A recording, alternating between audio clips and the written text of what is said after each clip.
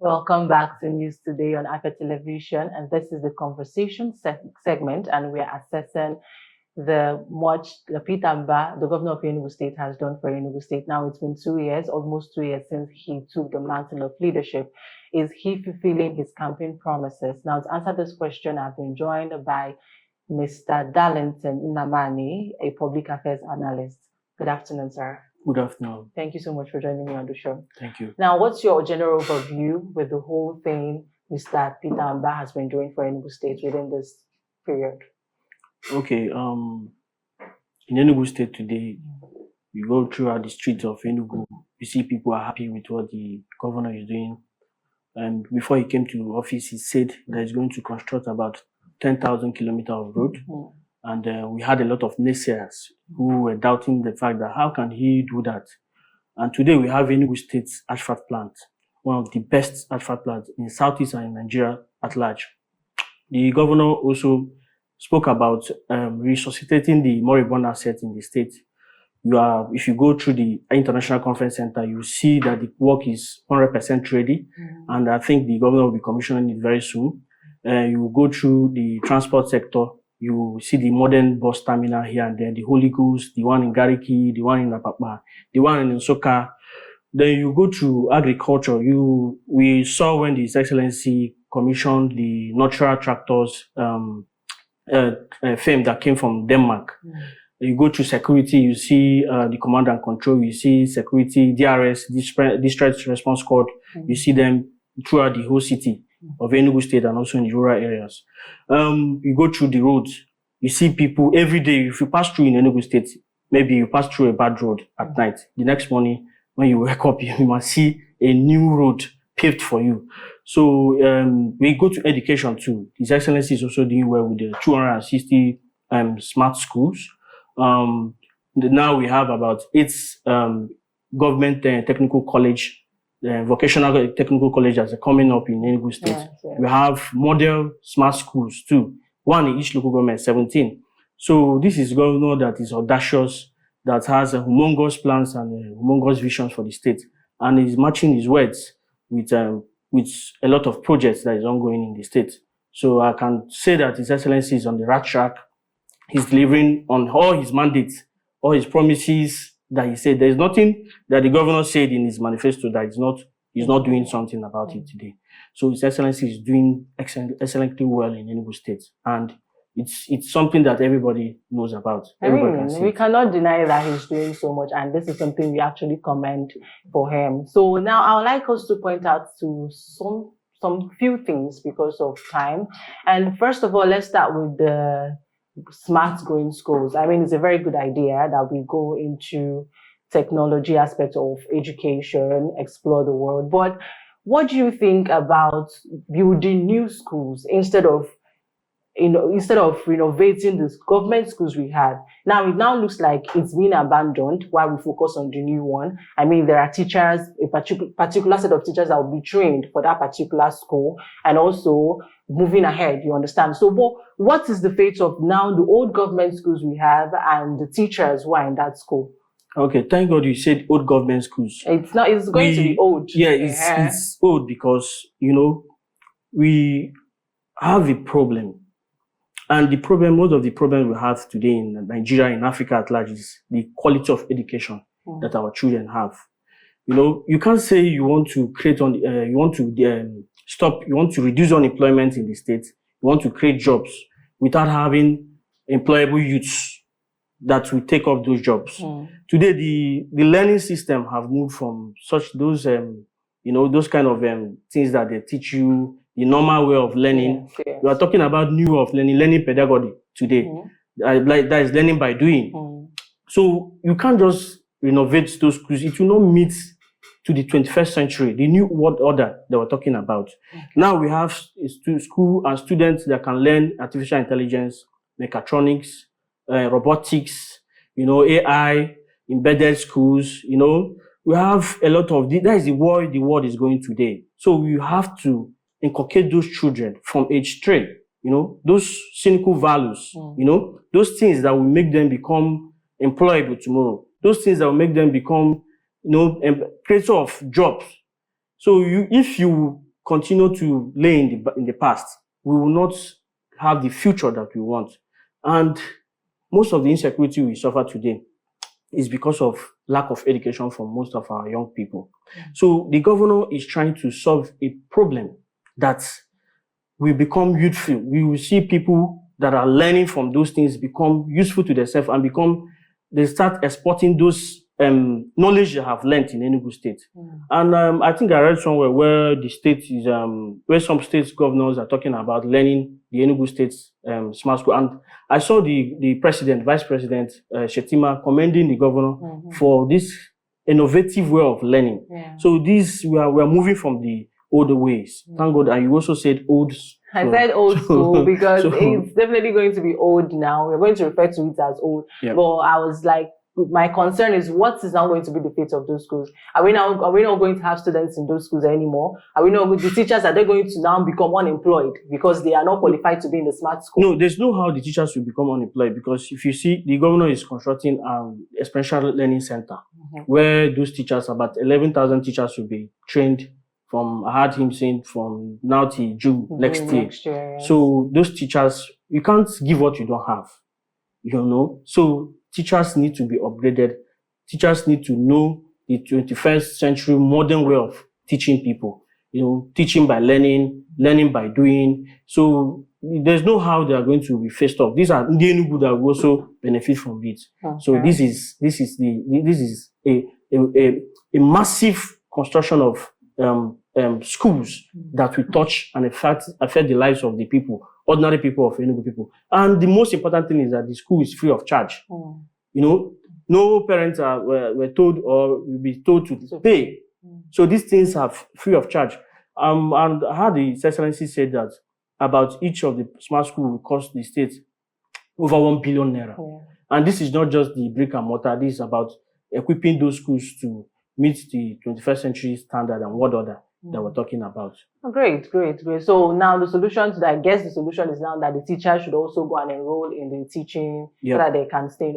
Now moving a little bit away from that to security. What would you say about security in Enugu State now? Anybody that doesn't know where we're coming from, or anyone that does not know where we're coming from, we will say His Excellency is not doing enough in security. I remember in Enugu State few years back, without mentioning any government or this thing, few years back, in Enugu State, you cannot come out on Monday. You cannot. Fear. Because of how insecure the state was. In Enugu State, I know that once it's 7 p.m., you don't see anybody outside again. So the governor came in, gave a marching order. When he came in, he knew that insecurity was the big elephant in the room.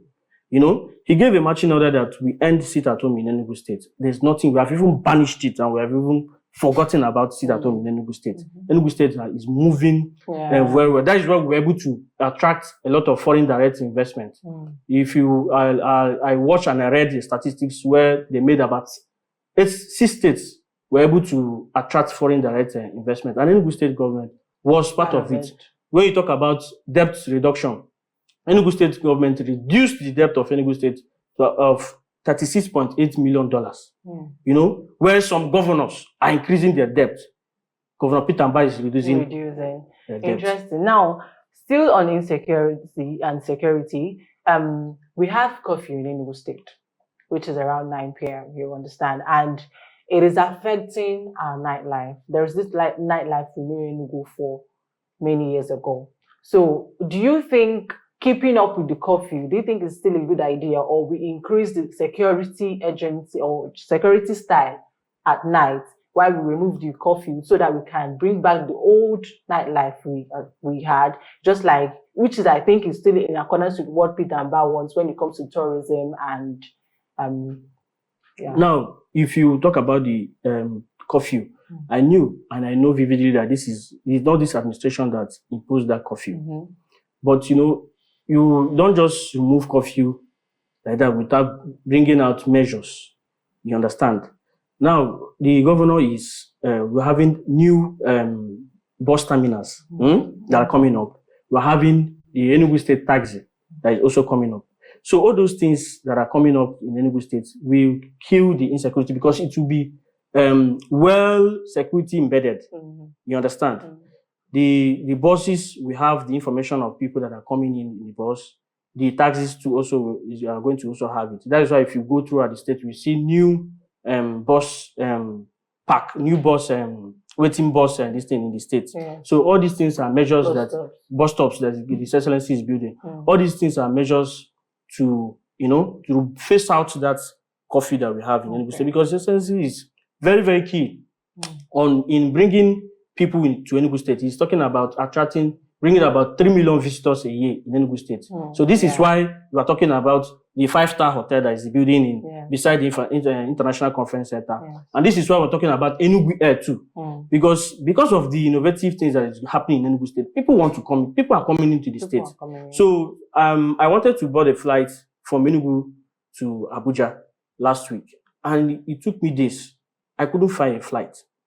Even when I arrived at Abuja, I couldn't also get a flight back to Enugu State because it was all booked up. There is no space in Enugu State again. This is why the governor is talking about the Enugu Air, which he said is going to be launching soonest. So all these things will face off. Enugu State is growing under the His Excellency. Now let's talk about tourism. Do you think we are focusing mostly, tourism is part of what he has interest in. Now, do you think we are focusing mostly on Christmas tourism? I mean, we have Unity Park, we have, there is this other Christmas route, I can't remember the name, that he has prepared for Christmas and children this year. Thank you very much, Naira Triangle, this particular Christmas season. I mean, there are other tourism sectors we can explore. There are other tourism aspects we can explore. So do you think that part is something he should consider more? There are many tourist sites in Enugu State.